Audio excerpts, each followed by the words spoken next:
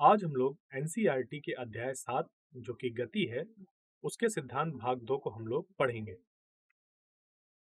यह हमारा अस्वीकरण है। तो आइए आज के व्याख्यान के शिक्षण उद्देश्यों पर एक नजर डालते हैं। यानी कि इस व्याख्यान के बाद आप सक्षम होंगे एक समान और समान गति के बीच अंतर को समझना, यानी कि इन दोनों में ही अंतर क्या होता है ये आप जानना समझना लग जाएंगे। साथ ही में दिशा के साथ चाल की अवधारणा को भी समझना होगा आपको, जिसके लिए जो हमारी एनसीईआरटी पाठ्य पुस्तक के अनुसार 7.1.2 में एक समान गति और असमान गति दिया हुआ है और उसके द्वारा ही हम इसको समझेंगे। फिर उदाहरण के साथ, जो कि उदाहरण संख्या 7.1 है, उसको हम लोग पढ़ेंगे और उससे एक समान गति और असमान गति में क्या अंतर होता है उसको जानेंगे। 7.2 यानी कि गति की दर का मापन, ये क्या होता है इसको जानेंगे। उसके बाद हम अनुभाग 7.2.1 को कवर करेंगे, जो दिशा के साथ गति यानी कि जिसे वेग के रूप में भी जाना जाता है, वो क्या होता है उसके बारे में जानेंगे। अंत में हम कुछ पाठ्यगत प्रश्न करेंगे जो हमें विषय को बेहतर ढंग से समझने में मदद करेंगे। तो चलो एक समान गति के बारे में बात करते हैं। आखिर ये एक समान गति क्या होती है? एक समान गति तब होती है जब कोई वस्तु सीधी रेखा में नियत चाल से गति करती है। यानी कि इसका मतलब यह है कि वस्तु समान समय अंतरालों में समान दूरी तय करती है। अब ये समान समय अंतराल, उसमें समान दूरी, इससे क्या तात्पर्य है? इसका अर्थ यह है कि जब हम मान लीजिए 5 सेकंड समय अंतराल पर यह देख रहे हैं कि 10 मीटर दूरी तय की गई है, और अगले 5 सेकंड में फिर से अगर 10 मीटर दूरी तय की गई है और अगले 5 सेकंड में फिर से 10 मीटर दूरी तय की गई है, तो हम कहेंगे कि यह जो वस्तु है वह एक समान गति कर रही है। यानी कि इसका वेग यानी कि चाल और दिशा नहीं बदल रहा है और परिणाम स्वरूप एक समान गति में कोई त्वरण नहीं होता है। त्वरण आपने अपने रोजमर्रा की जिंदगी में इसको अंग्रेजी में सुना होगा, जिसको कि हम बोलते हैं ना कि गाड़ी का जैसे एक्सेलरेटर है, गाड़ी का एक्सेलरेटर, तो वो कहीं ना कहीं त्वरण से संबंध रखता है। तो एक समान गति क्या होती है इसको समझने के लिए अगर हम एक ऐसी वस्तु पर विचार करें जो एक सीधी रेखा में गति कर रही है, तो हम देखेंगे कि वस्तु कैसे यात्रा करती है और उसके अनुसार ही हम जानेंगे कि एक समान गति क्या होता है। मान लीजिए कि वस्तु पहले सेकंड में 5 मीटर की दूरी तय करती है। यहां पर अगर हम मान लें कि एक सेकंड में जो हमारा वस्तु है वो 5 मीटर दूरी तय कर रहा है, अगले सेकंड में भी 5 मीटर की दूरी तय कर रहा है अगर, और तीसरे सेकंड में भी 5 मीटर की दूरी तय कर रहा है। कैसे निकाल सकते हैं आप? 15 मीटर माइनस 10 मीटर अगर करेंगे, यानी कि 15 ऋण 10 मीटर करने पर आपको मिल जाएगा 5 मीटर का अंतर, और इसी तरीके से 20 मीटर ऋण 15 मीटर करने पर फिर यहाँ पर आपको 5 मीटर मिलेगा। तो इस प्रकार हमने यह देखा कि पहले सेकंड, दूसरे सेकंड, तीसरे सेकंड और चौथे सेकंड में 5-5 मीटर ही दूरी तय हो रही है। यानी कि एक समान गति में और इस स्थिति में, जैसा कि हमने यहाँ पर सारी चीजें देखी, हर सेकंड में यानी कि प्रत्येक सेकंड में 5 मीटर की ही दूरी तय हो रही है, और इस प्रकार की गति को एक समान गति कहा जाता है। ऐसा इसलिए क्योंकि वस्तु एक सीधी रेखा में है, निरंतर गति से अपनी दिशा बदले बिना अपने दिशा बदले बिना गति कर रही है। इसका एक उदाहरण एक कार है जो एक राजमार्ग पर निरंतर गति से चल रही है। राजमार्ग का उदाहरण हम इस वजह से ले रहे हैं क्योंकि ज्यादातर जो राजमार्ग होते हैं वह एक सरल रेखा जैसे प्रतीत होते हैं। आइए अब चलिए, जो एक गैर एक समान गति, जिसको कि हम असमान गति भी बोल सकते हैं, वह क्या होती है उसको समझते हैं। तो जो असमान गति है एक सीधी रेखा के साथ गतिमान किसी वस्तु की गति को वर्णित करती है, जहां इसका वेग लगातार बदल रहा होता है, यानी कि यह समान समय अंतरालों के दौरान असमान दूरियां तय करती हैं। अब वेग में यह परिवर्तन तेज या धीमा हो सकता है, यानी कि जो त्वरण है उस पे वो चीज मौजूद हो सकती है। यानी कि असमान गति में त्वरण का भी एक जो हमारे पास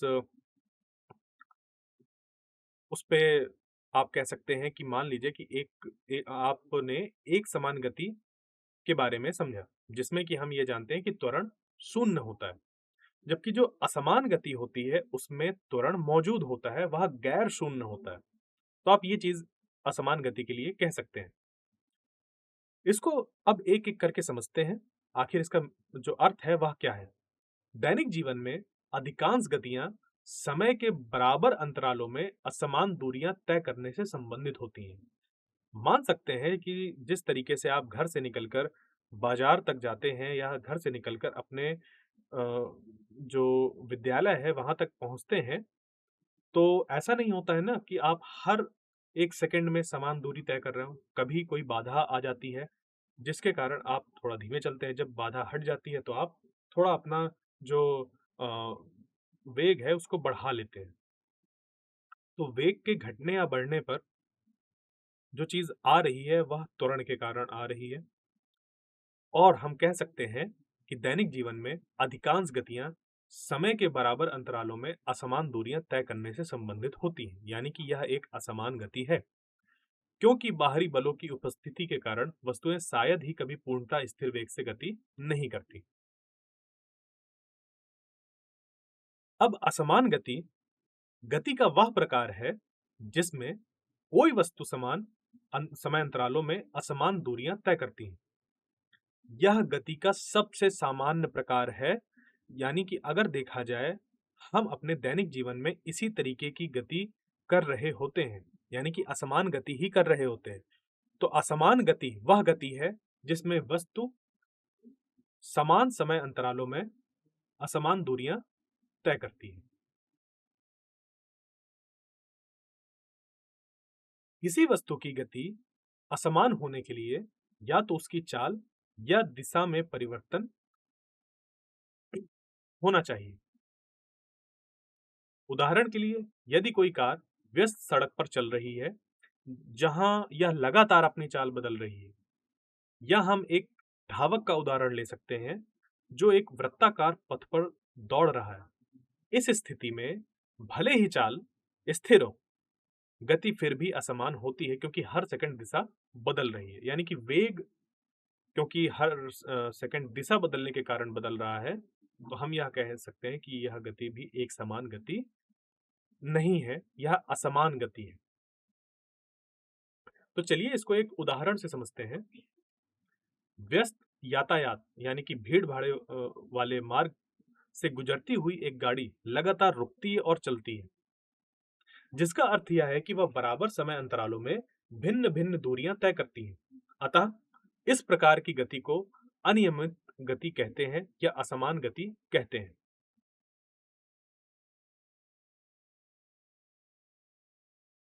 एक हम और उदाहरण ले सकते हैं।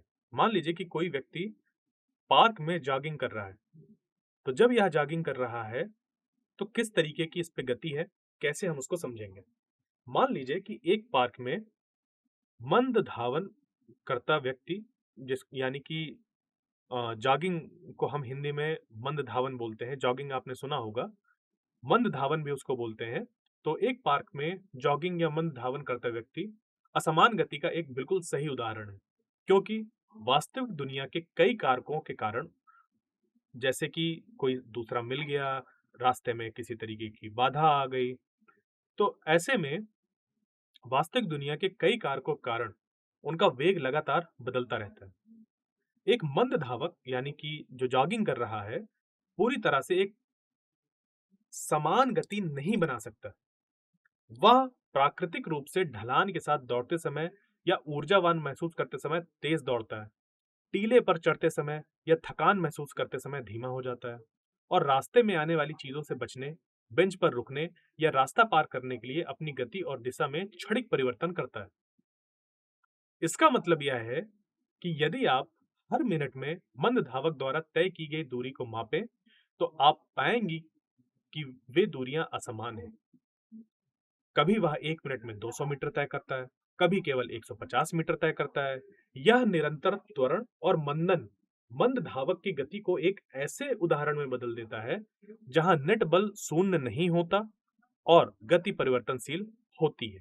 यानी कि इस तरीके से अगर हम यह देखें कि जो हमारी रोजमर्रा की जिंदगी है यानी कि दैनिक क्रियाओं में हम असमान गति ही कर रहे होते हैं।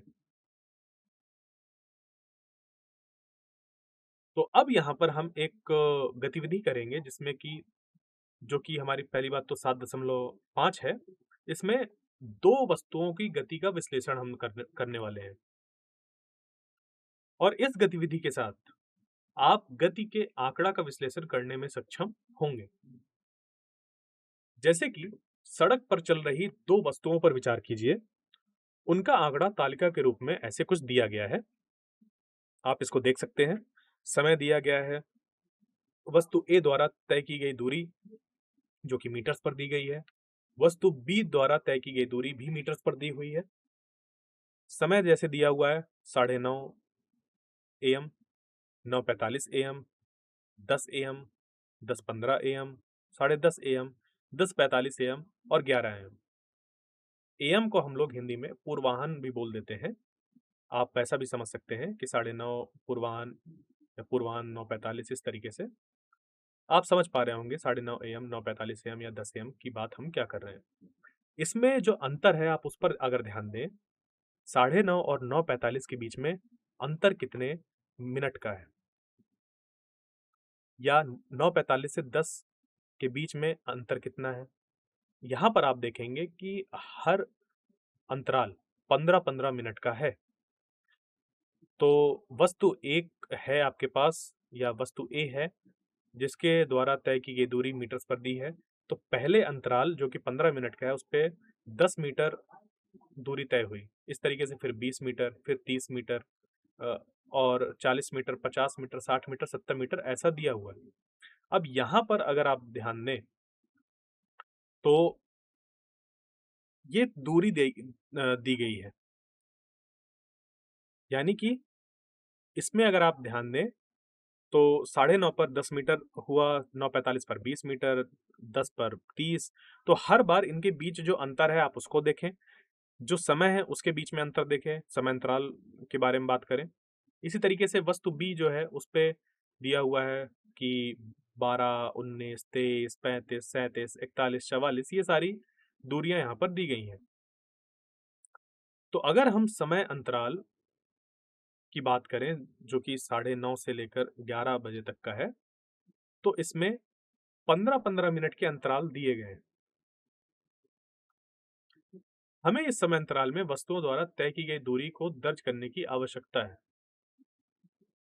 तो यहाँ पर अगर हम लोग ये जो पूरा हमें तालिका दी हुई थी, उसमें जो हमें चीजें दी हुई थी, आखिर उससे करना क्या है, उद्देश्य क्या है हमारा। तो सबसे पहले तो हमें वस्तु जो है हमारी ए और बी उनकी गति की जांच करना है। तो हमें ना ये जो तालिका दी हुई है इसमें जो आंकड़े दिए हुए हैं उनका विश्लेषण करना होगा और इसके लिए हमें तालिका का उपयोग करना होगा। हमें यह निर्धारित करना है कि वस्तुओं ए और बी की गति एक समान है या असमान, और वो कैसे करना है इस आंकड़े के आधार पर। तो एक समान और असमान गति की अवधारणा क्या है? एक समान गति की बात तब आती है जब कोई वस्तु समान दूरियां समान समय अंतरालों में तय करती है। यानी कि आप समान गति को कैसे परिभाषित कर सकते हैं, इसी से तो सारी चीजें हम समझेंगे। तो समान गति को एक वस्तु की गति के रूप में परिभाषित किया जाता है जो सीधी रेखा में समान समय अंतराल में समान दूरी तय करती है। इस प्रकार की गति में वस्तु का वेग नियत रहता है, जिसका अर्थ है कि इसका त्वरण शून्य होता है। समान गति का एक शास्त्रीय उदाहरण एक कार है जो सीधे खाली राजमार्ग पर 60 किलोमीटर प्रति घंटा की निरंतर चाल बनाए रखने के लिए नियत गति नियंत्रण का उपयोग करती है और हर मिनट में समान दूरी तय करती रहती है। इसके विपरीत असमान गति किसी वस्तु की गति को वर्णित करती है जो समान समय अंतरालों में असमान दूरियां तय करती है। एक समान गति के विपरीत वस्तु का वेग स्थिर नहीं होता और यही बात है असमान गति की। यह लगातार बदलता रहता है, यानी कि जो वेग है वह स्थिर नहीं रहता, वह लगातार बदलता रहता है, चाहे गति में, दिशा में या दोनों में, जिसके परिणाम स्वरूप गैर शून्य त्वरण होता है। एक सामान्य उदाहरण किसी ऊंचाई से गिराई गेंद है जो गुरुत्वाकर्षण के कारण गिरते समय तेज हो जाती है। यह एक शहर में घूमती हुई कार है जो चलती है, रुकती है, कोने में मुड़ती है, फिर चलती है। तो इस तरीके से ये सारे जो हैं वो उदाहरण हो गए हमारे असमान गति के। अब यहां पर अगर हम और ध्यान दें तो सबसे पहले हम वस्तु ए की गति का अवलोकन करेंगे। इस तालिका को अगर देखें, प्रत्येक 15 मिनट में वस्तु ए द्वारा तय की गई दूरी को देखिए जरा। जैसे 9:30 बजे से 9:45 बजे तक 10 मीटर से 20 मीटर तक गए, यानी कि तय की गई दूरी 10 मीटर हो गए। इसी तरीके से 9:45 से 10 बजे तक, क्योंकि अब वस्तु 20 मीटर से 30 मीटर तक पहुंच गई है तो अंतर इनके बीच में जो निकल कर आएगा वह 10 मीटर का होगा, यानी कि तय की गई दूरी वह 10 मीटर की है। 10 बजे से 10:15 तक, यानी कि 30 मीटर से 40 मीटर तक 10 मीटर की दूरी फिर तय की गई। 10:15 से 10:30 बजे तक 40 मीटर से 50 मीटर, यानी कि 10 मीटर फिर से तय की गई। 10:30 से 10:45 तक फिर 10 मीटर ही तय की गई है, क्योंकि 50 मीटर से 60 मीटर गया है, अंतर हमारा 10 मीटर ही निकल कर आएगा। और इसी तरीके से 10:45 पूर्वाह्न से 11 पूर्वाह्न तक वस्तु ए 10 मीटर की दूरी तय करती है।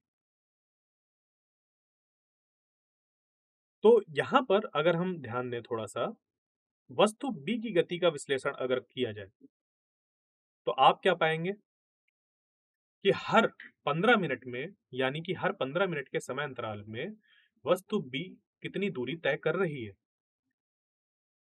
9:30 AM से 9:45 AM तक, या जो 9:30 पूर्वाह्न से 9:45 पूर्वाह्न तक अगर हम देखें, 12 मीटर से 19 मीटर तक पहुंचा है, यानी कि सिर्फ 7 मीटर ही तय की गई है दूरी। 9:45 से 10 तक सिर्फ और सिर्फ 4 मीटर की दूरी तय की गई है। 10 से 10:15 तक सिर्फ और सिर्फ 12 मीटर की दूरी तय की गई। वहीं पर 10:15 से 10:30 तक 2 मीटर की दूरी तय की गई वस्तु बी द्वारा। इसी तरीके से फिर 4 मीटर, अगले 15 मिनट के समय अंतराल पर 3 मीटर। तो इस डेटा से हम देख सकते हैं कि वस्तु बी प्रत्येक समय अंतराल में, और वो समय अंतराल कैसा था, समान समय अंतराल था, यानी कि 15-15 मिनट का समय अंतराल था, जिसमें की जो दूरी है वह अलग अलग तय हो रही है। तो हम कह सकते हैं कि बी की गति असमान है, बी की गति असमान है। और इस पे ही अगर हम और थोड़ा सा ध्यान दें कि कौन कौन से महत्वपूर्ण बिंदु हम इनसे जान सकते हैं, यानी कि जो हमने गतिविधि करी, ए वस्तु और बी वस्तु की जो चाल थी उसका अवलोकन किया, तो हम किन महत्वपूर्ण बिंदु पर ध्यान दे सकते हैं। पहला तो यह है कि समान गति को एक सीधी रेखा के साथ समान समय के अंतराल में समान दूरी तय करने वाली वस्तु की गति के रूप में परिभाषित किया जाता है।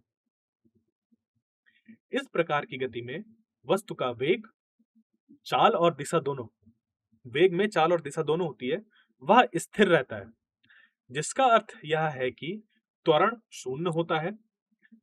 समान गति का एक अच्छा उदाहरण एक कार है जो सीधे खाली राजमार्ग पर 60 किलोमीटर प्रति घंटा की निरंतर चाल बनाए रखने के लिए नियत गति नियंत्रण का उपयोग करती है और हर मिनट समान दूरी तय करती है। असमान गति एक ऐसी गति को कहते हैं जिसमें कोई वस्तु समान समय अंतरालों में असमान दूरी तय करती है।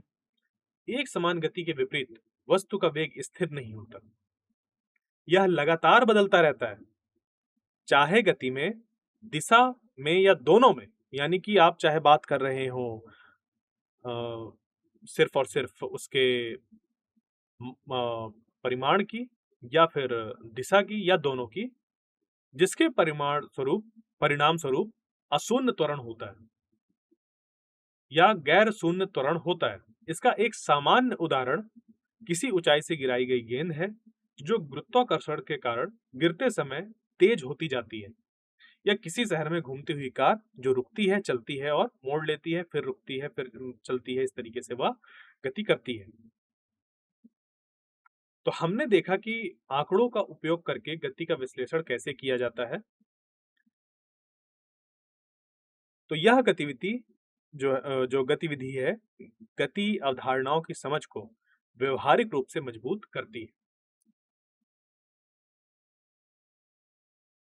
अब हम लोग बात करते हैं गति की दर का मापन। अगर कोई वस्तु गति कर रही है तो क्या उसकी दर भी होती है, और अगर दर होती है तो हम उसको कैसे मापते हैं, आइए उसको जानते हैं।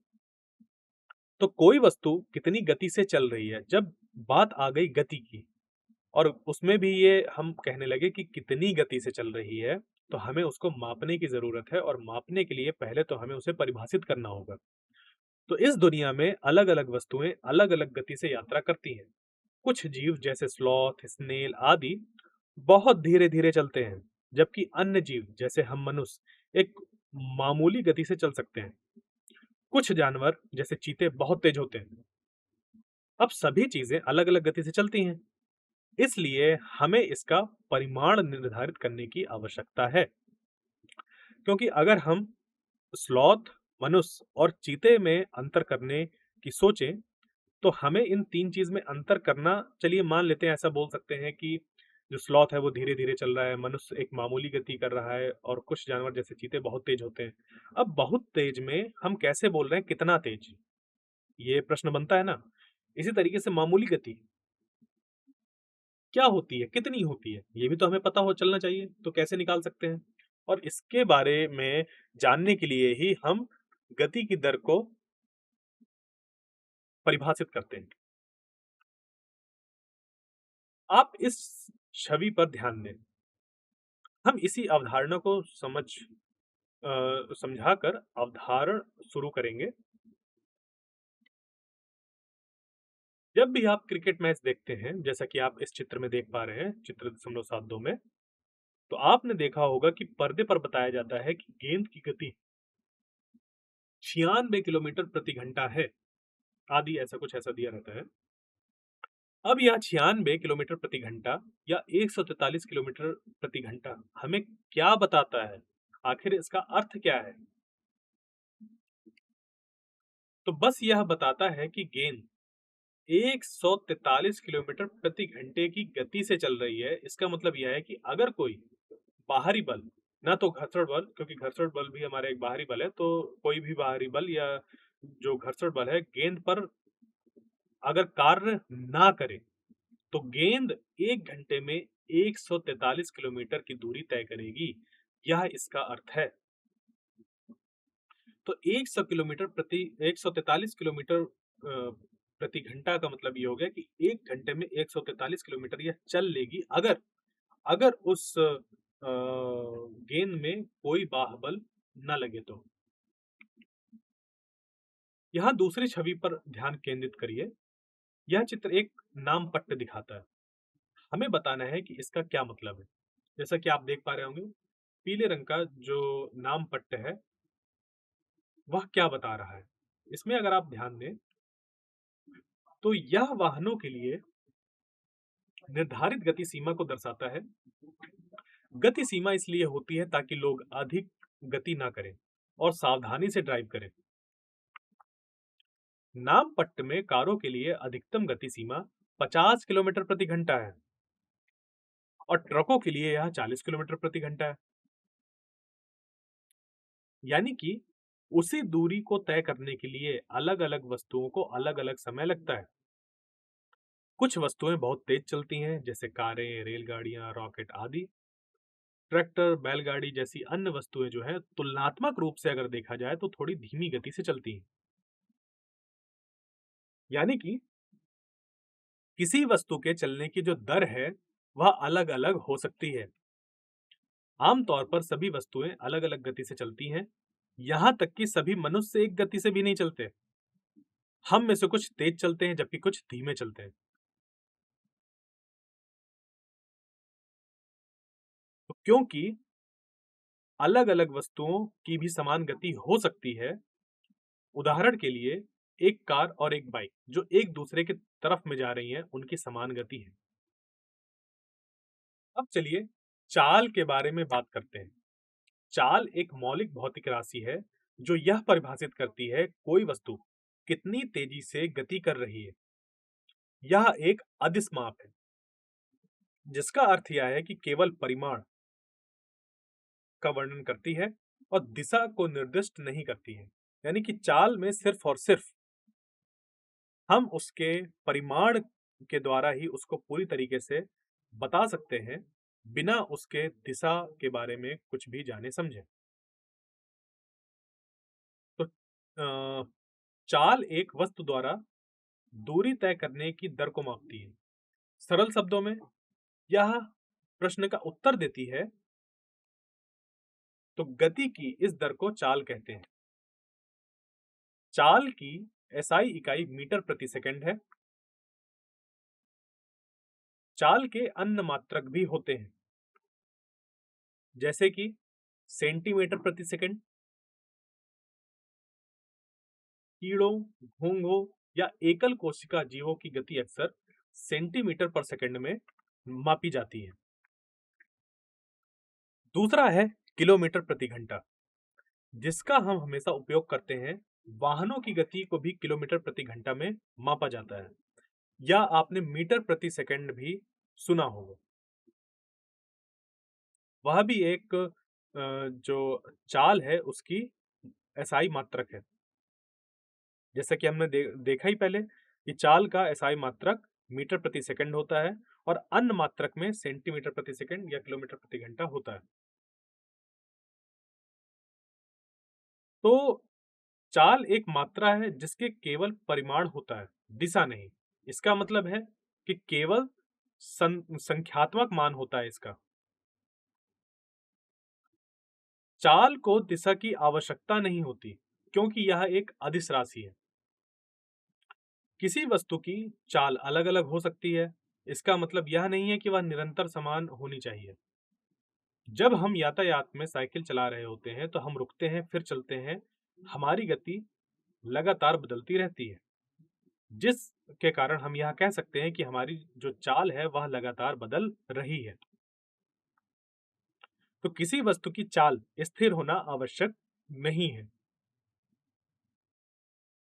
वैसे तो अगर हम देखें, अधिकांश मामलों में वस्तुएं जो हैं वह असमान गति में होती हैं।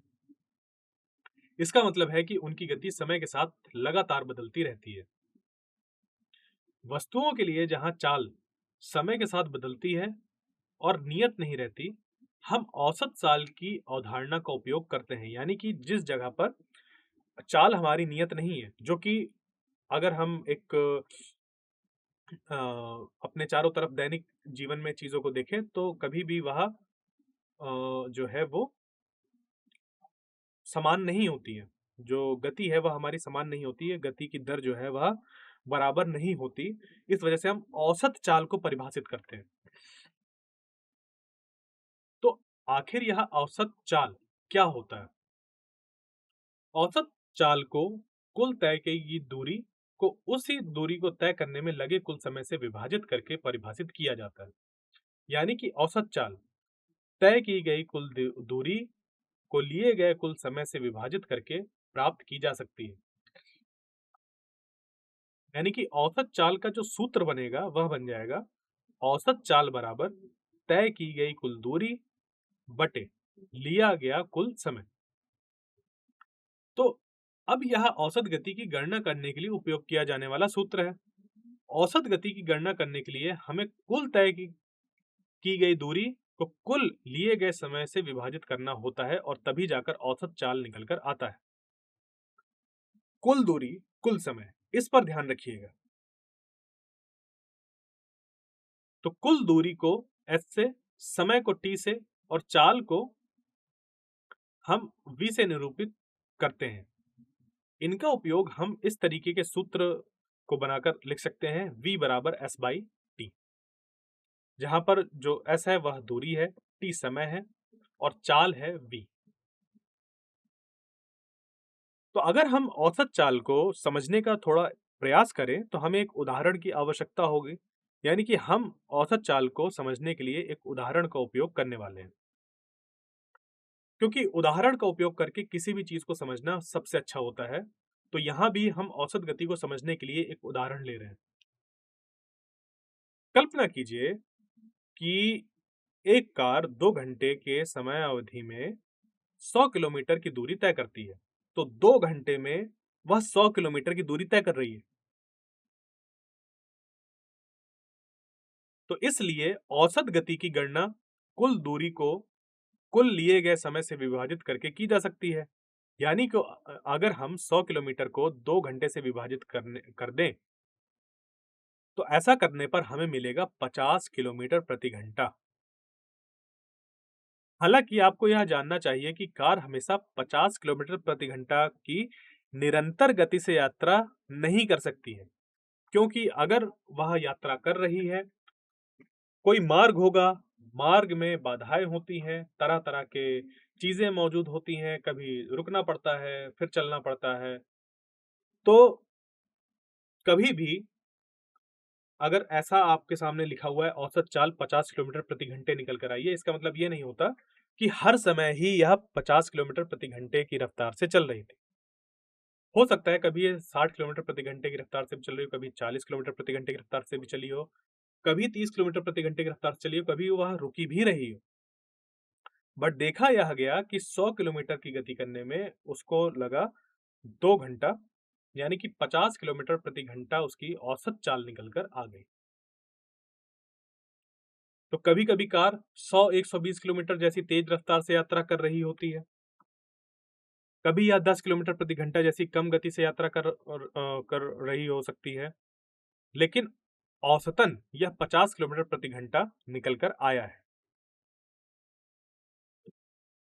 तो चलिए उदाहरण से हम इसको समझते हैं। एक उदाहरण 7.1 जो है उसको हम पहले समझेंगे, पढ़ेंगे, फिर उसमें क्या पूछा गया है वो हम निकालने की कोशिश करेंगे। एक वस्तु 16 मीटर की दूरी 4 सेकंड में तय करती है और फिर अगली 16 मीटर की दूरी 2 सेकंड में तय करती है। वस्तु की औसत चाल क्या है, यह हमें बताना है। तो चलिए इस प्रश्न को चरण दर चरण हम इसको समझते हैं। दिया क्या गया है पहले वो देख लेते हैं। जैसे कि कुल दूरी वस्तु द्वारा जो तय की गई है वो हो जाएगी 16 + 16 यानी कि 32 मीटर। कुल समय जो वस्तु द्वारा लिया गया है वह हो जाएगा 4 + 2 यानी कि 6 सेकंड। तो हम जानते हैं कि औसत चाल v बराबर होता है तय की गई कुल दूरी बटे लिया गया कुल समय। तो v बराबर हो जाएगा 32 मीटर बटे 6 सेकंड यानी कि 5.33 मीटर प्रति सेकंड, जिससे कि हमने ये निकाल लिया कि औसत चाल जो है इस वस्तु की वो 5.33 मीटर पर सेकंड है।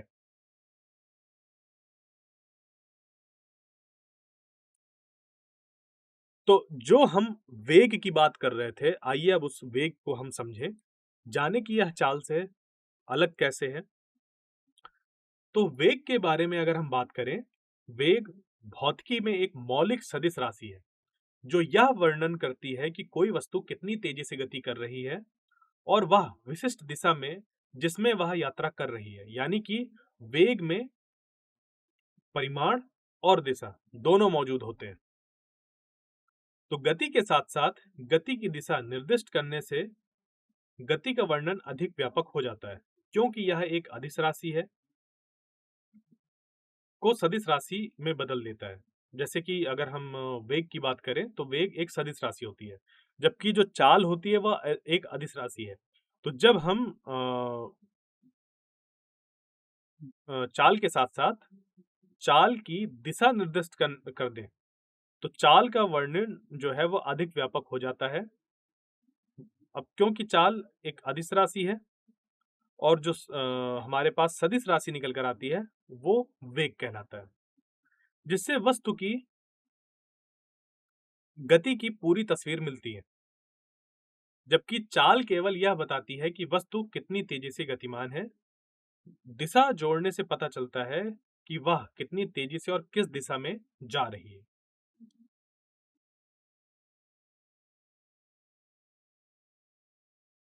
तो यह मात्रा जो हमें दिशा और गति, यानी कि आप इसको ऐसे समझिए, यह मात्रा जो हमें दिशा और चाल, गति नहीं, चाल, तो यह मात्रा जो हमें दिशा और चाल दोनों के बारे में बताती है, वेग कहलाती है। यानी कि वह राशि जो चाल और दिशा दोनों को निर्दिष्ट करे, वही वेग कहलाती है। वेग का एक निश्चित दिशा में गतिमान किसी वस्तु की चाल है। एक वस्तु का वेग हो सकता है एक समान, यानी कि स्थिर वेग, यानी कि असमान वेग का मतलब है किसी वस्तु की गति जिसमें समय के साथ उसका परिमाण और दिशा दोनों स्थिर रहते हैं। तो अगर हम एक वस्तु के वेग की बात करें, उसका एक समान वेग हो सकता है, या हम उसको स्थिर वेग बोलते हैं, या परिवर्तनशील हो सकता है वेग, जिसको कि हम बोलते हैं कि वेग लगातार बदल रहा है। तो देखिए, वेग को ना बदला जा सकता है। कैसे बदला जा सकता है? दो तरीकों से, क्योंकि वेग एक सदिश राशि है जिसमें कि परिमाण और दिशा दोनों मौजूद होती हैं। तो वेग को इन दोनों को बदलकर या इनमें से किसी भी एक को बदलकर बदला जा सकता है। यानी कि मान लीजिए कि आपने वस्तु की चाल बदल दी, तब भी वेग बदल जाएगा, या वस्तु की जो गति की दिशा है उसको ही बदल दिया आपने, तो भी वेग बदल जाएगा, या दोनों ही एक साथ बदल दी जाए तब भी वेग जो है वो बदल जाएगा। यानी कि मान लीजिए, उदाहरण के लिए, जब कोई व्यक्ति एक वृत्त में गति कर रहा होता है, तो उसकी गति की दिशा हर सेकंड बदलती रहती है। इसलिए भले ही चाल स्थिर रहे, वेग गति की दिशा बदलता है। चूंकि वेग का पूरी तरह से वर्णन करने के लिए एक विशिष्ट दिशा की आवश्यकता होती है, इसलिए इस मामले में चूंकि गति की या चाल की जो दिशा है हर सेकंड बदल रही है, वेग भी बदलता रहता है। तो आइए अब हम लोग जो औसत वेग है उसकी अवधारणा को समझें, उसको जाने कि आखिर उसको हम कैसे परिभाषित करते हैं, क्या मतलब होता है। तो जब कोई वस्तु एक सीधी रेखा पर असमान चाल से गतिमान होती है, तो हम उसकी गति के माप को औसत वेग के रूप में व्यक्त कर सकते हैं। औसत वेग की गणना औसत चाल के समान तरीके से की जा सकती है, यानी कि बिल्कुल उसी तरीके से जैसे औसत चाल हम निकालते हैं, कुछ उसी तरीके से औसत वेग की गणना भी की जा सकती है। तो मान लीजिए, एक वस्तु है जिसका वेग एक समान दर पर बदल रहा है, या एक समान दर से बदल रहा है। तो औसत वेग को किसी निश्चित समयावधि में प्रारंभिक वेग और अंतिम वेग के अंकगणितीय माध्य द्वारा दिया जाता है। तो यहाँ पर ध्यान रखिएगा, यह तभी हम निकाल रहे हैं जब जो वस्तु है उसका वेग एक समान दर से बदल रहा है, अन्यथा हम ऐसा नहीं कर सकते। तो औसत वेग का सूत्र निकल कर आ जाएगा, औसत वेग बराबर प्रारंभिक वेग प्लस अंतिम वेग बटे 2। और ये कब के लिए है उसको ध्यान दीजिए, जब किसी वस्तु का वेग एक समान दर से बदल रहा है तभी के लिए ही यह है। वरना आपको जो विस्थापन होता है, विस्थापन बटे समय करना होता है, तब जाकर आप मतलब कि कुल विस्थापन विभाजित हम कर रहे होते हैं जब कुल समय से, तो ही जाकर उसका औसत वेग निकल कर आता है। और ये सिर्फ और सिर्फ तब के लिए है, ये वाला जो हमारा जो एक सूत्र है वह तभी के लिए मौजूद है जब एक समान दर से वस्तु अपना अगर जो औसत वेग है उसको अगर बदल रही हो एक समान गति से, तभी की बात है ये।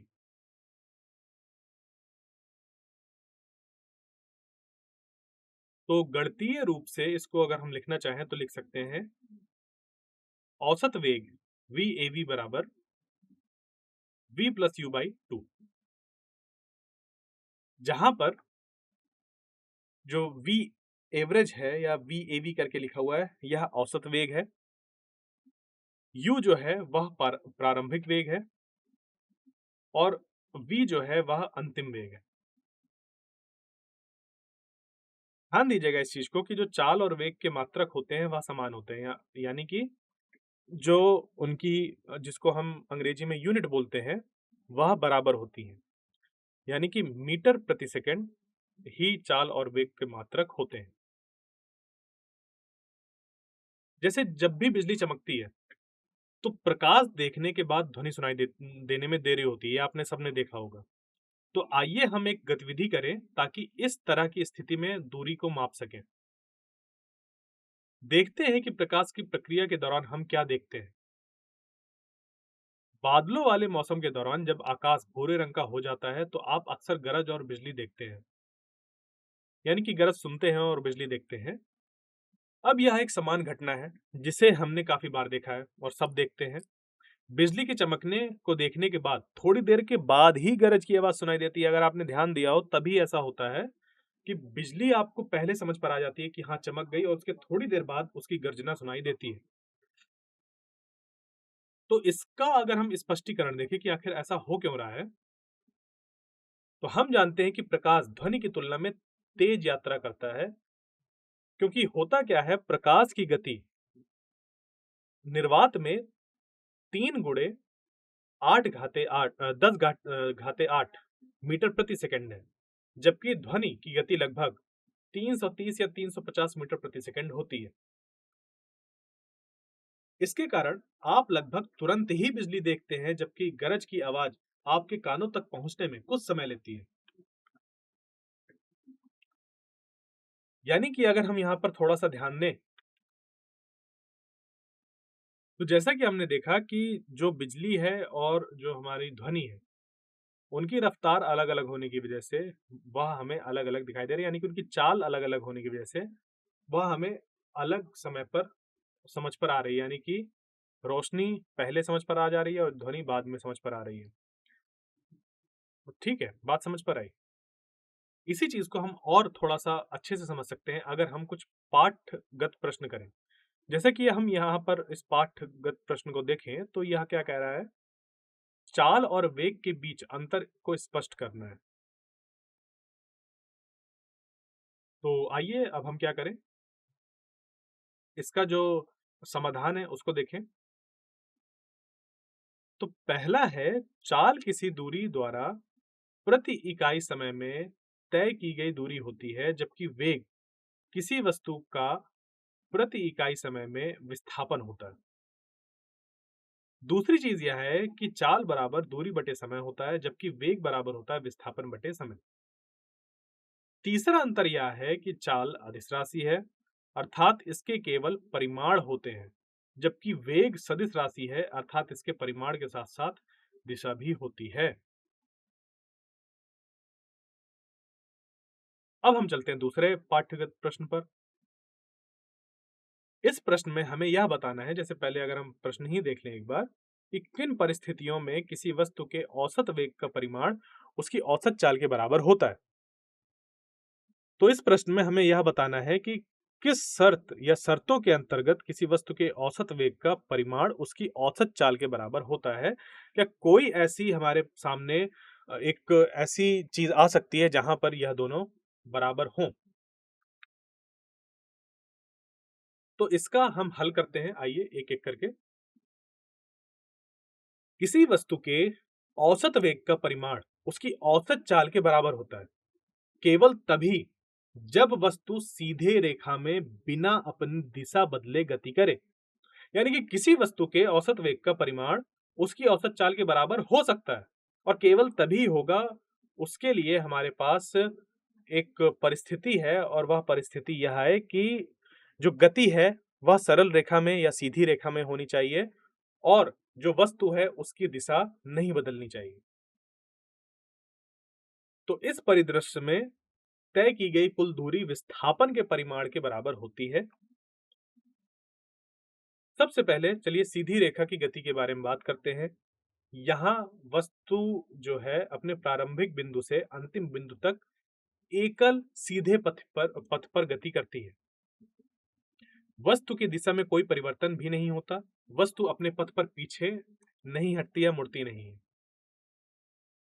तो इस मामले में चूंकि पथ एक दिशा में एक सीधी रेखा है, पथ की लंबाई यानी कि प्रारंभ और अंत के बीच जो सीधी रेखा दूरी होगी उसके बराबर ही हो जाएगा। तो हम कह सकते हैं कि दूरी विस्थापन के बराबर हो जाएगी, क्योंकि पथ एक दिशा में सीधी रेखा है। पथ की लंबाई यानी कि जो दूरी है वो प्रारंभ और अंतिम बिंदुओं जिसके बीच में हम विस्थापन देखते हैं उसके बीच सीधी रेखा दूरी के समान है। आइए अब हम तीसरा प्रश्न करें। एक ऑटोमोबाइल का ओडोमीटर क्या मापता है? अगर आप कभी एक कार में बैठे हों या आपने कोई दूसरा व्हीकल या दूसरा जो हमारा व्हीकल होता है, अगर आप उसको देखें, जैसे कि ऑटोमोबाइल हम जिसे बोलते हैं, तो उसमें ओडोमीटर क्या मापता है ये हमें बताना है। ओडोमीटर एक डिवाइस होता है, एक चीज होती है जो कि कुछ मापता है, कुछ बताता है। तो आखिर वो क्या होता है? तो हमसे ये पूछा जा रहा है कि एक मोटर गाड़ी का ओडोमीटर क्या मापता है। तो ओडोमीटर क्या होता है यही जान जाएंगे तो हम वही बता देंगे कि ओडोमीटर क्या मापता है। एक मोटर गाड़ी का पथमापी वाहन द्वारा तय की गई कुल दूरी को मापता है। यानी कि ये जो ओडोमीटर है उसको हम पथमापी कह बोल सकते हैं। यानी कि जैसे आप इस चित्र में देखें और ये जो दिखाई दे रहा है 144969, ठीक है, अगर आप यहाँ पर ध्यान दें 144969, यह जो है वह तय की गई कुल दूरी दिखा रहा है और इसको ही हम ओडोमीटर बोलते हैं। वाहन द्वारा तय की गई कुल दूरी को मापता है उसका ओडोमीटर, जिसको कि हम पथमापी भी बोलते हैं। एक और प्रश्न, किसी वस्तु का पथ कैसे दिखता है जब वह एक समान गति में हो? क्या मीनिंग है इसका, क्या अर्थ है इसका? अगर आप अर्थ देखें इसका तो हमें यह परिभाषित करना है कि जब कोई वस्तु एक समान गति में होती है तो उसके मार्ग को कैसे हम देख सकते हैं, किस तरीके का वह दिखाई देगा। तो आइए इसको हल करते हैं। सबसे पहले तो हमें एक समान गति को समझना होगा। पहले भी हम देख चुके हैं कि एक समान गति क्या होती है। एक समान गति तब होती है जब कोई वस्तु नियत चाल से सीधी रेखा पर चलती है।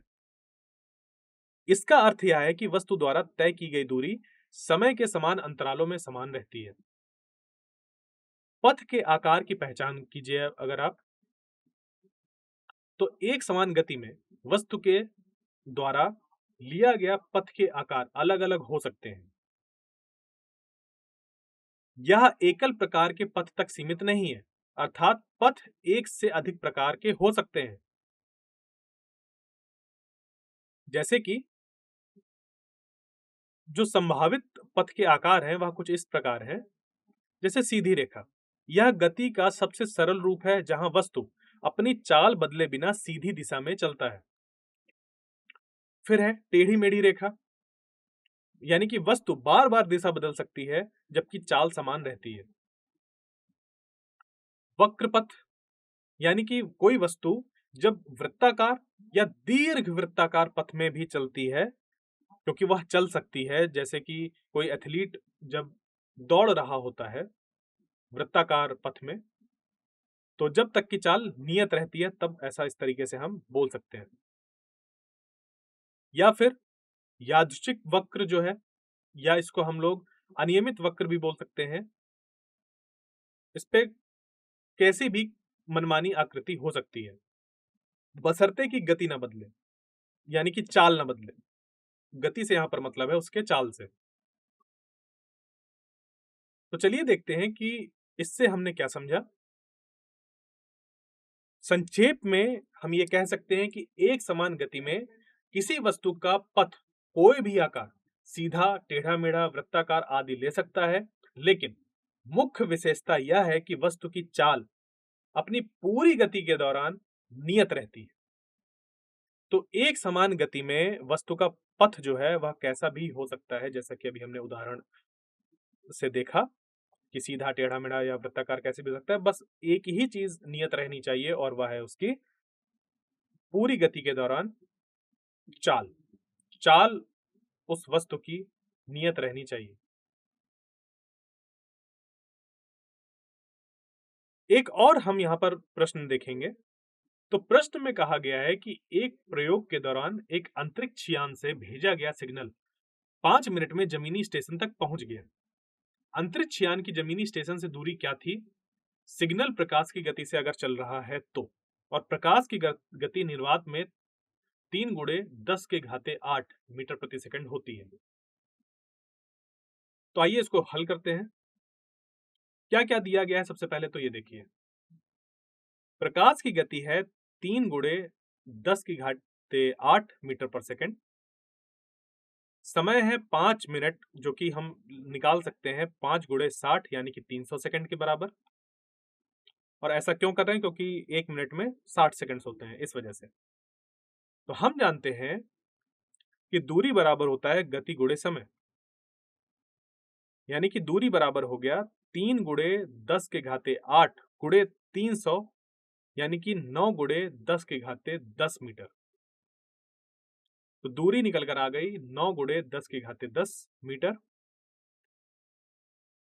इसलिए ग्राउंड स्टेशन से अंतरिक्ष यान की दूरी 9 गुणे 10 की घाते 10 मीटर है।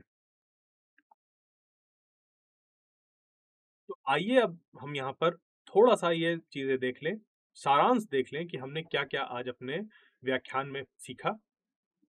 तो एक समान गति तब होती है जब कोई वस्तु नियत चाल से सीधी रेखा में चलते हुए समान समय अंतरालों में समान दूरियां तय करती है, जबकि असमान गति में समान समय अंतरालों में असमान दूरियां तय करना शामिल है। चाल एक अदिश राशि है जो प्रति इकाई समय में तय की गई दूरी को मापती है। अब वह दूरी या समय, जैसे दूरी बटे समय, ऐसा होता है। जबकि वेग एक सदिश राशि है जिसमें चाल और दिशा दोनों शामिल होती हैं, जिसको कि हम विस्थापन बटे समय से निकालते हैं। औसत चाल बराबर होता है कुल दूरी बटे कुल समय, और औसत वेग होता है विस्थापन बटे कुल समय। और ये तभी बराबर होते हैं जब गति सीधी रेखा में हो और दिशा में कोई परिवर्तन ना हो। चाल और वेग दोनों के लिए एसआई मात्रक मीटर प्रति सेकंड है, जिसमें सामान्य भिन्नताओं में किलोमीटर प्रति आवर या फिर सेंटीमीटर प्रति सेकंड शामिल है। तो मैं आशा करता हूं जो चीजें मैंने आपको समझाई हैं समझ पर आई होंगी। मिलते हैं अगले व्याख्यान में, तब तक के लिए धन्यवाद।